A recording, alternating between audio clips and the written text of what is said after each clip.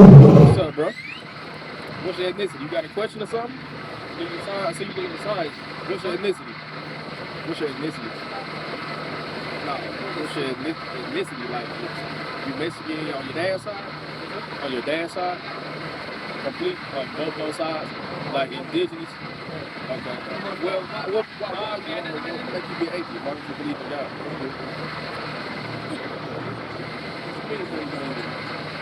So how did you come about? Like how did well, I mean, they teach lies in the church, man. You know what I mean? They go yeah, they go against the Bible. According to the Bible, so-called Mexicans, they'll be for the tribe of Issachar, man. That's one of God's chosen people. Yeah, man. You one of God's chosen people. You see what I mean? So you saying you're an atheist, bro? You know what I'm saying? You kind of going, you're not kind of, you're going against. You know what I'm saying? Your God, your power. You know what I'm saying? Actually, your heritage, history, it's all in the Bible, man. I believe in like universe, man. You believe in the universe? What you mean, like? Good question. So you believe in the universe? Like, do you hold to the ideology I'm the universe experience itself? Like something according to that? Okay, I used to be right where you was, man. But guess what? Literally everything that I thought about the universe, guess where I found it? In the Bible. And guess who it actually encompassed? The God of the Bible, man. Now you say that so you don't believe in any higher power or nothing like that. Just the universe. Do you believe in yourself? You know what that's called? It's called autotheism, which means that you believe in yourself. So you still hold to a theology, man. You need to come out of that. I'm assuming the Catholic Church ruined the Bible for you? Okay. What if we told you that your forefathers wrote the Bible for you? Alright, let's go on this one. Alright, hey, one thing, bro. Repent, you know what I'm saying? Repent and come back to the Most High God, bro. You a God on this earth, man. Look at that flight, look at the information, man. How do you feel about what's going on in the border? How do you feel about what's going on in the border right now? You don't like it? You don't like your people being put in cages? Is this not Mexico that we're standing in right now? No. It was. And then who took it? The U.S., right? Illegal Americans took Texas. And the fact that your people are in cages separated, parents separated from their children. I can tell you, actually, hold on, wait. Before we get to that, let me ask you this. Did you know that the fact that children are separated from their parents put in cages, that's a curse in the Bible that was put on the Israelites? No. Not just that. It's a curse put upon a particular people because they refused to listen to the Most High God. Because they wanted to be Catholic, they wanted to be atheists, they wanted to worship the star, the suns, a tree, a river, these different idols, and do human sacrifices and things of that nature. That is why they're put in cages like that. So if that's actually happened to the people, and it was prophesied about 4,000 years ago that would happen, would that not make the Bible true? It would, right? It's prophecy. Go ahead. This is the book of Deuteronomy, chapter 28, verse 32. Thy sons and thy daughters shall be given unto another people, and thine eyes shall look and fail with longing for them all day long, and there shall be no might in thine hand. That's literally happening right now at the border, right? And it said that that's going to happen to the Israelites. So that's literally happening right now. A prophecy being fulfilled. It was also fulfilled when they came over. Christopher Columbus landed in 1400, landed in Puerto Rico, right? Landed there in Hispaniola, landed there, took people from there, came back, they started taking people, you know what I'm saying, from all over the place, you know what I'm saying, even from Mexico. So just repeating itself, and it happened to the Israelites. That's the key thing about it. So, let me show you. I got two real quick. It's on a lot of everything. So that's why we come into we got. It's gonna happen this. This is the book of Deuteronomy, chapter 28, verse 46.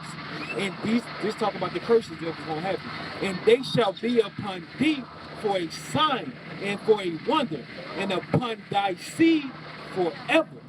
upon thy seed, upon thy children forever. Oh, These you curses be upon them for I identify and mark them. Yeah, until we come back, repent, until, you know what I'm saying, we come back to the Most High, start following Him, you know what I'm saying, and have faith in who the Word calls Jesus, real name Issachar. You know what I'm saying, we have faith in Him, and then, you know what I'm saying, He'll come and rescue us. Go ahead. It ain't really religion. It ain't really the movie. It's just us waking up, you know what I'm saying, to who we really are, being a Hebrew Israelites of the Bible, you know what I'm saying, coming out here to preach the gospel, you know what I'm saying, to our people so that they can repent, know who we are, you know what I'm saying, know that you're a king, you can walk as a noble man up on this earth, you know what I'm saying, knowing that the promises are for you, the covenants are for you, you know what I'm saying, the kingdom to come is for you, the kingdom of heaven is for you, you know what I'm saying, and do what we need to do to get back to what we're supposed to be at. Because we're supposed to be at top, we're supposed to jump. Yeah. Go ahead. Two more precepts real quick. This book of Deuteronomy chapter 28 verse 41. Thou shalt beget sons and daughters, but thou shalt not enjoy them. Are those parents that are locked up in those cages enjoying their children? They're not enjoying them right now, right? For they shall go into captivity. Are they not captives right now in the land that was once theirs? And then a lot of them are lost too. Saying that they don't know where they at. The U.S. got them and then they just gone. Same chapter, Deuteronomy 28 verse 49. The Lord shall bring a nation against thee from far. Was Spain? Is that close to America? It's far away, right? From the end of the earth, as swift as the eagle flieth, a nation whose tongue thou shalt not understand. So the Spanish that y'all speak now, you know what I'm saying? That was the tongue that was originally, you know what I'm saying, spoken. And yeah, that's their tongue. Yeah, their tongue. Now you speak it. Just like we speak English now. It's not our original tongue. You know what I'm saying? But now we speak it. Right? So this nation came from afar, put us in bondage, man. You know what I'm saying? All because we did not worship the Most High God with truth and sincerity. And yeah, then an eagle too. You heard it really good. Eagle. What's the like the symbol of Spain? Eagle. So it go hand in hand. And America too. You see? Yeah, great. That's prophecy. That's why you got to come back to it, man. Verse 50. A nation of fierce countenance, which shall not regard the person of the old, nor show favor to the young. They don't care. Old, young, yeah, the male, female, it doesn't matter. Everybody don't get it. That's prophecy within the Bible. This one was 2,000 years before that? 2,000 years? 4,000 years before that? Yeah.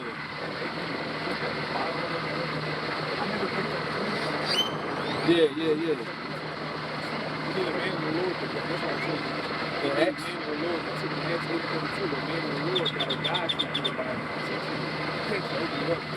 And then to the Catholic Church, we had a Catholic priest right down here. He said they don't even teach out of the Bible they don't even believe the whole Bible themselves.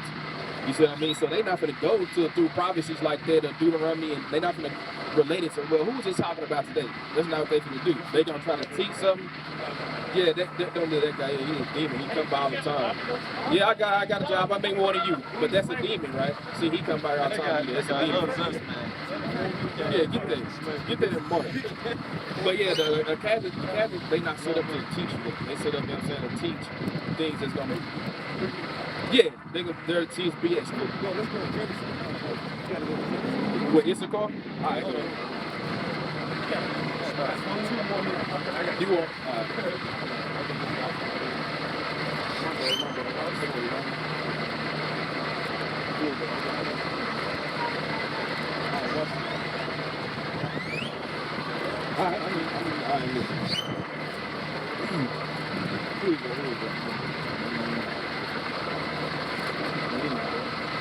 Roman numerals. Alright.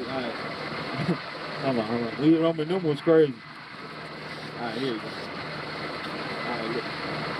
Alright, and Jacob, this Genesis 49, verse 1. And Jacob called unto his sons and said, gather yourselves together, that I may tell you that which shall befall you in the last days.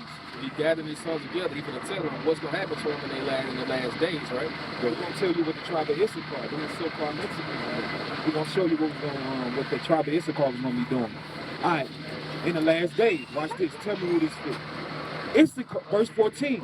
Issachar is a strong ass, couching down between two burdens. So Issachar is a strong ass. Even when you go to Mexico, you have a lot of symbols of what?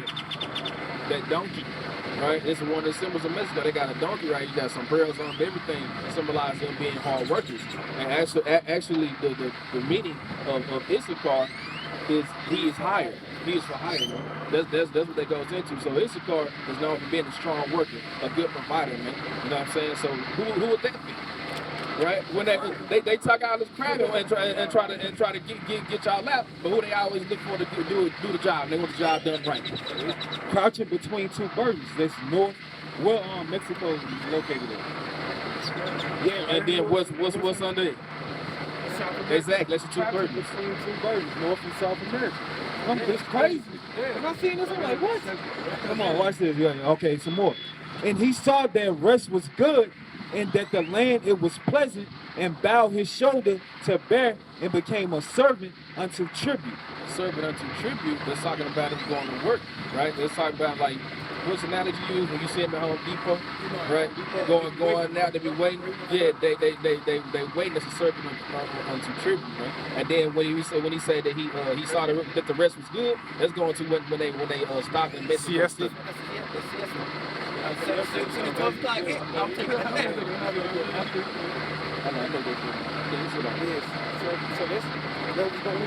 Genesis 49.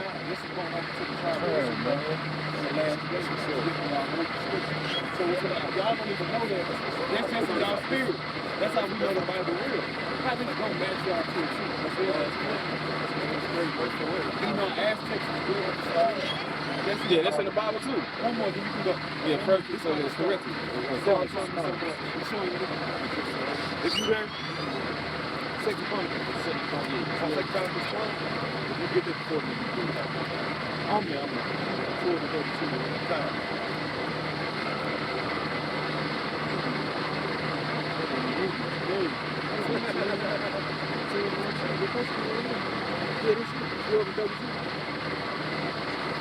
Hey, go there, bro. Go there and look at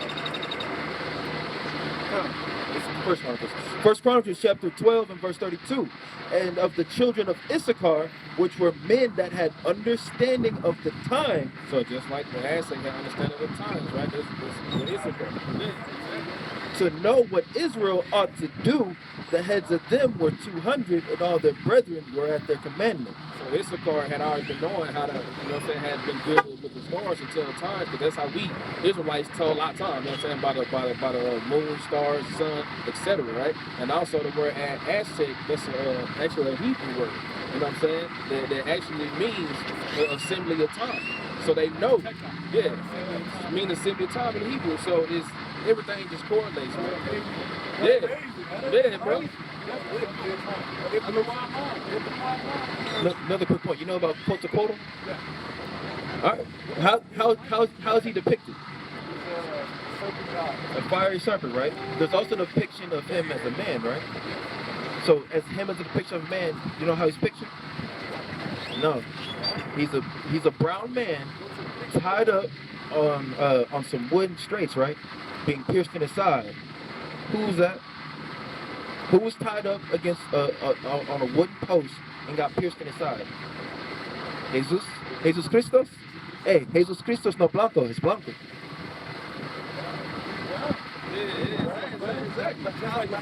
Yeah, how did the Aztecs knew the same? The Aztecs had that same story, right? In their history, so that shows you who they are. You got it. in the Bible. It says serve right? Yeah. Isaiah chapter 6, verse 2. Above it stood the seraphims. Each one had 6 wings. With twain